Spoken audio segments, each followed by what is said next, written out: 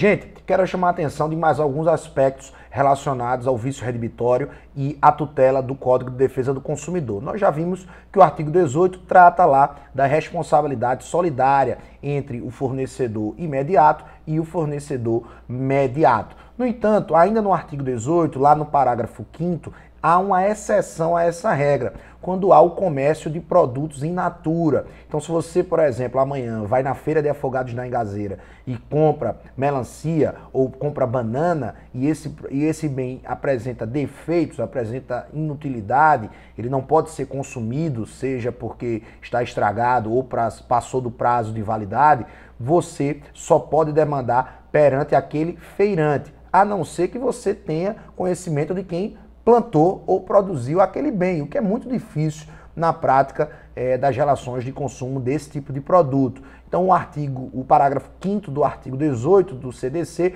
estabelece essa regra de exceção à solidariedade. No caso de fornecimento de produtos in natura, será responsável perante o consumidor o fornecedor imediato, exceto quando identificado claramente o seu produtor, o que é algo muito difícil de você saber exatamente quem plantou, quem produziu aquele bem. O parágrafo 6º do artigo 18 do Código de Defesa do Consumidor estabelece também quais são as características para que aquele produto seja considerado impróprio ou inapropriado ao consumo ou ao uso, na verdade. Só que essas hipóteses do parágrafo 6º são hipóteses exemplificativas. O produto pode também ser inutilizado ou estar impróprio por outras questões. Aqui apenas o código traz de forma exemplificativa, não é números clausos, quando as hipóteses já são taxativas. Então, inciso 1, quando os produtos cujos prazos de validade estejam vencidos. Inciso 2, os produtos deteriorados, alterados, adulterados, avariados, falsificados, corrompidos, fraudados, tudo isso são defeitos do produto. Os produtos que por qualquer motivo se revelam inadequado ao fim que se destinam. Então, o parágrafo 6º do artigo 18 do CDC traz todas essas hipóteses exemplificativas. Mas quero chamar a atenção também para os prazos no CDC. Se no Código de Civil nós observamos que a divisão se dá em relação aos bens móveis e aos bens imóveis e ao momento em que é descoberto aquele defeito, no CDC, a divisão se dá entre produtos não duráveis, que são aqueles produtos que normalmente se exaurem naquele momento em que se consome, ou os produtos duráveis, que são aqueles que podem ser consumidos e utilizados ao longo do tempo. Por exemplo, um carro, uma máquina de lavar, um celular, são produtos duráveis. Já alimentos são produtos não duráveis, ou produtos descartáveis, são produtos não duráveis.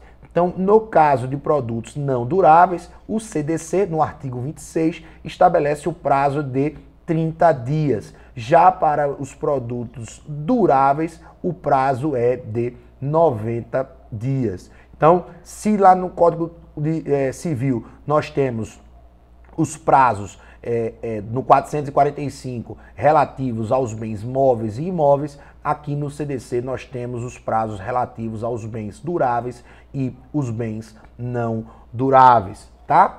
E os dois últimos elementos que eu quero trazer para vocês, o primeiro é o artigo 50 do CDC, que estabelece também, mais uma vez, a questão da garantia. Então vamos lá, artigo 50. A garantia contratual é complementar à legal e será conferida mediante termo escrito. Então daí nós temos dois elementos. O primeiro, que a gente já sabe e nós estudamos na análise do Código Civil, é que a garantia convencional, ela primeiro precisa ser fruída para depois começar os prazos legais. Então aqui no CDC, da mesma forma, se nós estivermos tratando dos bens, por exemplo, não duráveis, que o prazo é de 30 dias, Então, primeiro vai a garantia convencional, se for convencionada entre as partes, depois é que começa a contar os prazos de 30 dias. Se nós estivermos tratando dos bens duráveis, por exemplo, um celular, uma máquina de lavar, e foi estabelecida uma garantia entre a loja e o consumidor, primeiro passa o período da garantia que foi estabelecido entre a loja e o consumidor, para depois começar a correr o prazo do CDC, no caso de 90 dias para bens duráveis, ou seja, a garantia contratual é complementar a legal, é mais um prazo, é uma elasticidade do prazo para que o consumidor tenha o direito de fazer jus às ações edilícias. E o outro detalhe é que essa garantia no CDC precisa ser por escrito, precisa ser um termo próprio para que tenha validade. E, por fim, o artigo 27, que estabelece a prescrição de 5 anos para as relações de consumo. Então, decadência a